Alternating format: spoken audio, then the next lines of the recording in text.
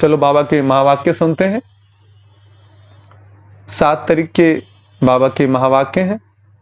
मीठे बच्चे, तुम्हें डबल अहिंसक बनना है, मनसा वाचा कर्मणा, तुम कभी किसी को दुख नहीं दे सकते।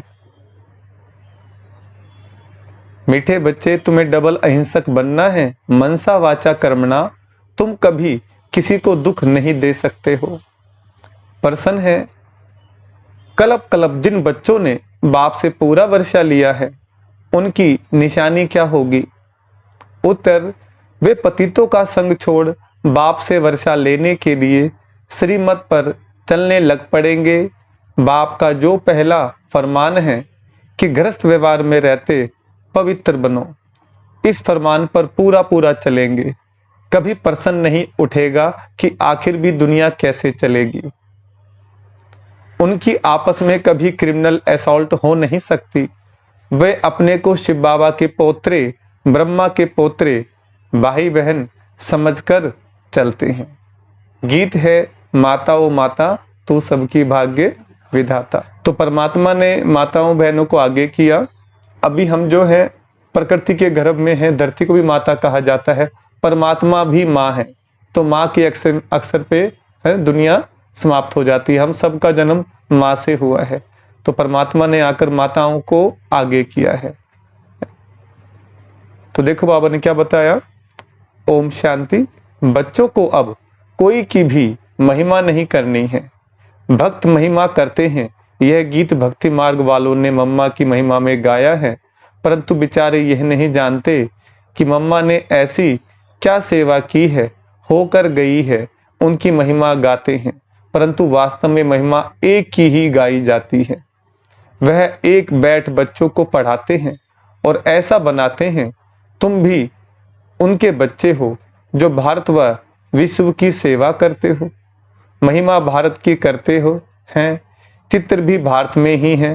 पूजा भी जगदम्बा की यहाँ बहुत होती है, बाहर में नहीं है। कहाँ शिव के चित्र हैं, परंतु वह यह समझते नहीं। वास्तव में महिमा है शिव की, जो शिव बाबा फिर जगदम्बा और जगत पिता की महिमा निकालते हैं। बाबा से ही सबको श्रीमत मिलती है। दिलवाड़ा मंदिर में सबके चित्र नहीं है। बच्चे तो ढेर हैं, तुम सब बच्चे राजयोग सीख रहे हैं, तो चित्र तो थोड़ों के ही निकालेंगे। तुम जानते हो बाबा हमको स्वर्ग का मालिक बनाते हैं, शिव बाबा इनमें बैठा है। कल पहले भी ऐसे ही परमपिता परमात्मा ने हमको राजयोग सिखाया था। अब प्रैक्टिकल बुद्धि से लगता है। जब दूसरे सुनते हैं तो कोई कहते हैं बिल्कुल ठीक बात है, कोई कहते हैं हम कैसे माने, एक जैसे सब नहीं है। जब कोई नए आते हैं तो प्रश्न पूछा जाता है, गॉड फादर का नाम कब सुना है, कब भगवान का नाम सुना है। ऐसा कोई मनुष्य नहीं होगा जो कहे कि हम गॉड फादर को याद नहीं करते हैं, क्योंकि अभी सब दुखी हैं, अभी सब दुखी हैं, इसलिए परमात्मा को याद जरूर करते हैं। सतयुग में कोई ऐसा नहीं कहेंगे कि पतित पावन आओ। दुख में सिमरन सब करते हैं, सुख में सिमरे न कोई। दुख में सिमरन किसका करते हैं, एक का। भले सिमरन करते हैं परंतु जानते नहीं हैं, सिर्फ महिमा करते हैं। यहाँ तो है सारी धर्म की बात, गाया जाता है रिलीजन इज माइट। कौन से रिलीजन में इतनी माइट है, सभी रिलीजन में तो इतनी माइट नहीं है। बाप आकर एक देवी देवता धर्म स्थापन करते हैं। बाबा को कहा जाता है ऑल माइटी, तो जो धर्म स्थापन करते हैं उसमें भी माइट है। जो धर्म पिता आए हैं उन्होंने भी शक्ति है, लेकिन जब परमात्मा आते हैं तो पूरे संसार के अंदर ज्ञान का प्रकाश फैला देते हैं। जिस प्रकार जो धर्म पिता आए वो रात्रि के अंदर दिए के समान, जिस प्रकार दिया जलता है तो रोशनी करता है। धर्म पिताओं ने, संत महात्माओं ने धर्म का ज्ञान दिया, जागे और औरों को भी जगाने का प्रयास किया। लेकिन रात में बहुत गहरी निद्रा होती है ना, तो व्यक्ति बहुत कम जाग पाते हैं, सो जाते हैं। इसी प्रकार परमात्मा जब आते हैं माना ज्ञान सूर्य प्रकट होता है, और जब ज्ञान सूर्य प्रकट होता है तो फिर दियों की आवश्यकता नहीं होती। तो इसलिए गीता में कहा ना, हे अर्जुन तू देह और देह के संबंधियों को भूल, तू मेरी शरण में आ, मैं तुझे सब पापों से मुक्त कर दूंगा। तो देखो बाबा ने क्या कहा, तो जो धर्म स्थापन करते हैं उसमें भी माइट है। तुम जानते हो हम देवता धर्म वाले बनते हैं तो हमारे में कितनी माइट आती है। हम बाप से राजाई लेते हैं, हम कोई हिंसा नहीं करते हैं। सतयुग में दोनों हिंसा नहीं होती, एक काम कटारी की हिंसा, दूसरी किस पर क्रोध करना, कुछ बुरा अक्षर कहना, यह भी बाण चलाना है। इनको वायलेंस कहा जाता है।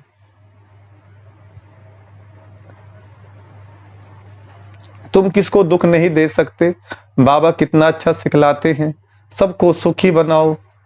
मुख्य बात काम कटारी चलाना, यह है सबसे बड़ी हिंसा। बंदूक आदि चलाना, मारना, वह भी हिंसा है। कोई भी प्रकार से किसको दुख देना हिंसा है। इसलिए बाप ने कहा है काम महाशत्रु है, काम महाशत्रु है। गाया भी जाता है अहिंसा परमो देवी देवता धर्म। उनमें दोनों हिंसाएं नहीं थी, कभी भी किसको मनसा वाचा कर्मणा दुख नहीं देते थे।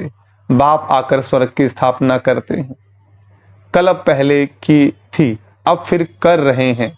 किसको मारना पीटना क्रोध करना सबसे छुड़ा देते हैं। काम से क्रोध, क्रोध से लोभ, लोभ से मोह, मोह से अहंकार, और इसके पीछे पीछे ईर्ष्या, द्वेष, निंदा, चुगली, घृणा। इसलिए क्या कहते हैं, काम क्रोध लोभ मोह अहंकार, ये क्या है, नरक के द्वार हैं। तो आज लोग इसी के अंदर उलझे हुए हैं और भगवान आकर के हमें मैन जो मूल जो नरक जो संसार बन गया है उससे हम आजाद कैसे हों।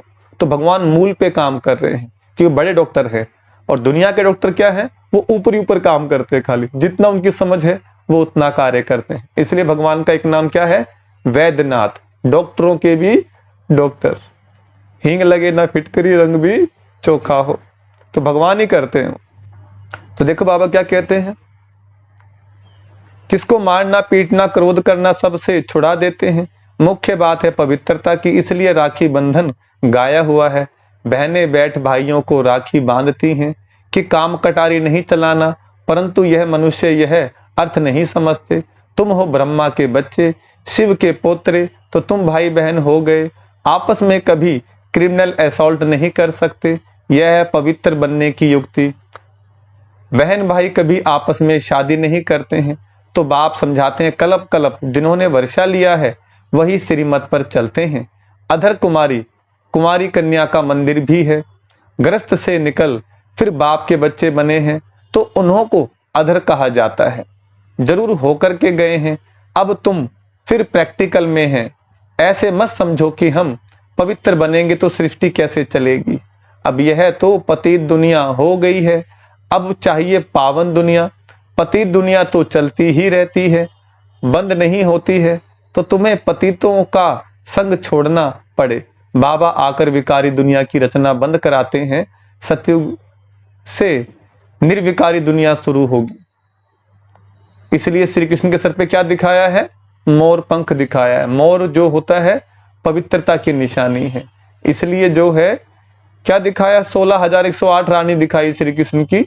अब वो कहते हैं लोग तरह तरह की बातें बनाते हैं, लेकिन उनसे पवित्र संबंध था उनका, ना कि कोई भोग क्रिया करते थे वो। बाप आकर बच्चों को फरमान करते हैं, फिर कोई माने न माने। श्रीमत भगवानुवाच, भगवान बच्चों को बैठ पढ़ाते हैं। क्या बनाएंगे, जरूर भगवान भगवती बनाएंगे। जो जैसा है वह ऐसा ही बनाएगा। निराकार भगवान बैठ निराकार आत्माओं को पढ़ाते हैं इस शरीर द्वारा। यह है बाबा का लॉन्ग बूट। किसको बोल रहे हैं, ब्रह्मा बाबा को बोल।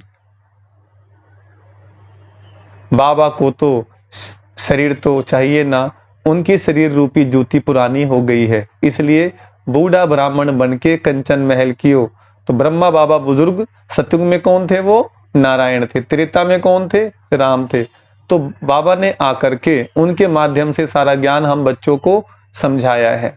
जब नई थी तो गोरी थी वो जूती, ब्रह्मा बाबा की बोल रहे, अब काली हो गई है। बाबा ने समझाया है तुम इस समय श्याम हो फिर सुंदर बनते हो। इस समय हर एक श्याम बन गया है, उनको 84 जन्म लेने पड़े श्री कृष्ण पहले सुंदर था, धीरे धीरे सुंदरता कम होती गई।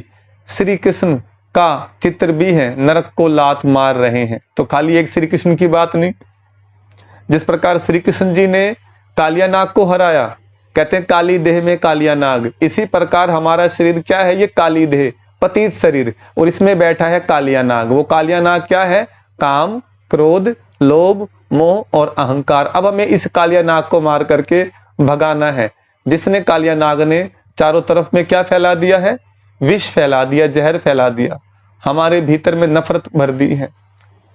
तो अभी ये एक वो कालिया नाग दिखाया, और एक है भीतर के विकार, जिन्होंने सबको कर दिया बेकार, लाचार, बीमार बना दिया है। तो बाबा कहते हैं जो श्री कृष्ण ने लीलाएं करी हैं वो तुम बच्चों को भी करनी है, वो बड़ी गुप्त है, आध्यात्मिक लीला है। वो श्री कृष्ण का चित्र भी है, नरक को लात मार रहे हैं और हाथ में स्वर्ग है। कहते हैं मैं स्वर्ग में सुंदर था और नरक में श्याम हूं, तो लात मारता हूं। जो भी सूर्यवंशी घराने के हैं वह सब सुंदर थे, सारी डिनाइस्टी राज्य करती थी, अब सभी काले बन गए हैं, इसलिए श्याम सुंदर नाम चला आता है। श्री कृष्ण की आत्मा ही पहले जन्म लेती है, श्री कृष्ण के साथ सारी राजधानी भी है। सभी पुरुषार्थ कर रहे हैं फिर से गोरा बनने का। हम क्या बन रहे हैं, अब श्याम से सुंदर बन रहे हैं, सांवरे से गोरा बन रहे हैं। तो कितने भाग्यशाली हम बच्चे। कहते हैं ना काली देह में सर्प ने डसा, वह भी अभी की बात है। माया सबको डसती रहती है, माया ने सबको काला बना दिया है, बाप फिर से गोरा बनाते हैं। स्वर्ग में ऐसा होगा नहीं, वहां 21 जन्म सदा सुखी रहते हैं, अकाले मृत्यु कभी होता नहीं। अभी देवी राजधानी स्थापन हो रही है, बाप आकर सबको राज्य भाग्य देते हैं, और कोई धर्म स्थापन करने वाले राज्य भाग्य नहीं दे सकते। इब्राहिम, बुद्ध आदि राजाई नहीं स्थापन करते हैं, वह सिर्फ धर्म स्थापन करते हैं, फिर धर्म की वृद्धि होती है। उनको वास्तव में गुरु भी नहीं कहा जा सकता, क्योंकि गुरु करते हैं सदगति के लिए, वह तो आते हैं धर्म स्थापन करने, ना कि सदगति करने। उनके पिछाड़ी उनके धर्म की आत्माएं नीचे उतरती हैं, तो गुरु भी वास्तव में कोई को कह ना सकें। सबकी सदगति करने वाला एक शिव बाबा है। उनके लिए ऐसे नहीं कहेंगे कि वह जन्म लेते हैं, यह रोंग हो जाता है, वह अवतार लेते हैं। इसलिए भगवान शिव की बनती है शिवरात्रि, शिव का अवतरण होता है। जन्म लेना अर्थात गर्भ में आना, मैं गर्भ से जन्म नहीं लेता हूं, अवतार लेता हूं। इसलिए जो शिवलिंग की स्थापना होती है, देवी देवताओं की जो मूर्तियां हैं दरवाजे से आती हैं, लेकिन जब शिवलिंग स्थापन किया जाता है तो ऊपर का पोर्शन खुला छोड़ा जाता है, शिवलिंग को ऊपर से उतारा जाता है। तो ये दिखाया गया कि भगवान शिव का अवतरण होता है। शिव जो है माँ के गर्भ में नहीं आते, जन्म मरण में नहीं आते। श्री कृष्ण जी का जन्म भी दिखाया है, देवकी की 8वीं संतान, उनने पालना भी ली है ना, यशोदा माता से मक्खन भी खाया है, लीलाएं करी हैं। और कहते मरे कैसे, कहते बहेलिया ने एक बाण मारा था, उनके पांव के अंदर लगा था, तो मृत्यु भी दिखाते हैं। लेकिन परम पिता परमात्मा शिव जन्म मरण से न्यारे हैं। तो देखो बाबा क्या कहते हैं, मैं गर्भ से जन्म नहीं लेता हूं, अवतार लेता हूं, परंतु कैसे आते हैं यह कोई समझते नहीं। मैं परम धाम से आकर इस तन में प्रवेश करता हूं। मुझे शरीर तो चाहिए ना, और चाहिए बड़ा शरीर, छोटे तन से तो बात कर ना सके। मैं अनुभवी रथ, बहुत जन्मों के अंत के जन्म वानप्रस्थ अवस्था में आता हूं। गीता में भी है कि मैं इनके जन्मों को जानता हूं, ये अपने जन्मों को नहीं जानता था, अब तो जानते हैं। एक बार बता देता हूं, पहले यह देवता था, 84 जन्म लेते लेते अंतिम जन्म में है, तब मैंने इनमें प्रवेश किया है। किसमें बोल रहे हैं बाबा, ब्रह्मा बाबा की बात चल रही। यह है कल्याणकारी जन्म। बाबा आकर इनमें इनके द्वारा पढ़ाते हैं, तो यह माता भी हो गई। वास्तव में यह है माता, परंतु सर्विस पिता के रूप में करते हैं। किनके बारे में बात चल रही है, ब्रह्मा। तो ब्रह्मा में भी क्या है, माँ छुपी हुई है। परम पिता परमात्मा शिव उनके तन में आते हैं, इसलिए क्या दिखाते हैं, आधा शरीर स्त्री का और आधा शरीर, तो परम पुरुष परमात्मा उनके तन में आते हैं और ये उनकी स्त्री हो जाती है, और इनके मुख से हम ज्ञान सुनते हैं। और इस ज्ञान को सुनने से हमारा जन्म होता है। इसलिए कहते हैं ब्रह्मा के मुख से कौन निकले? ब्राह्मण निकले। तो हम बच्चे कौन हैं? ब्राह्मण है। ब्राह्मण सो देवता, देवता बनने की पढ़ाई है ये। तो देखो बाबा क्या कहते हैं, तुम बच्चे भी उनके साथ निमित्त बनते हो, सबको स्वर्गवासी बनने का रास्ता बताते हो। मनुष्य मरते हैं तो कहते हैं स्वर्गवासी हुआ, वह पुरुषार्थ नहीं करते हैं। हम तो स्वर्गवासी बनने के लिए पुरुषार्थ कर रहे हैं। सतयुग में लक्ष्मी नारायण थे, उन्हों को स्वर्ग का मालिक बनाने वाला कौन? जरूर नहीं थे, तब बनाया। इसमें तकलीफ की कोई बात नहीं है। बाबा सिर्फ राय देते हैं कि गृहस्थ व्यवहार में रहते इस अंतिम जन्म में पवित्र बनो। अब पुरानी दुनिया का विनाश होना है। सतयुग में रावण को जलाते नहीं। मनुष्य कहते हैं यह रस्म अनादि चली आती है, परंतु कब से चली आती जानते नहीं। द्वापर से रावण को जलाना शुरू किया है। रावण का कोई ठिकाना नहीं है, शिव बाबा का ठिकाना है। परम धाम, रावण का धाम कहाँ है? वह सभी में प्रवेश कर लेता है, कोई एक ठिकाना नहीं है। जब रावण राज्य पूरा होगा सभी पावन बन जाएंगे, फिर रावण का नाम निशान भी नहीं होगा। राम और रावण दो चीजें हैं। राम स्वर्ग स्थापन करते, रावण दुखी बनाते। मैं कोई सर्वव्यापी नहीं हूं। भगवान कण कण में नहीं है, झूठ कपट बेईमानी कण कण में हो गई है।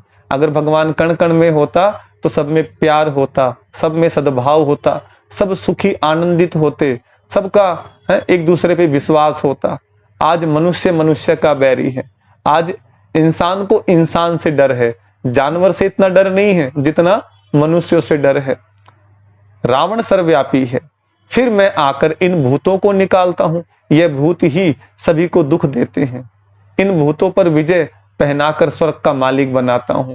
तुम बच्चे सभी स्वर्गवासी बनने के लिए पुरुषार्थ कर रहे हो। वह लोग कहते हैं स्वर्गवासी हुआ। क्या हुआ? स्वर्गवासी हुआ। तो फिर रोते क्यों हो? वहां तो वैभव ही वैभव है।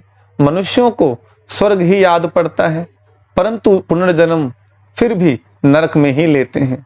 तुम जब सतयुग में हो तो पुनर्जन्म सतयुग में ही मिलता है। अब नरक के बदले स्वर्ग आने वाला है।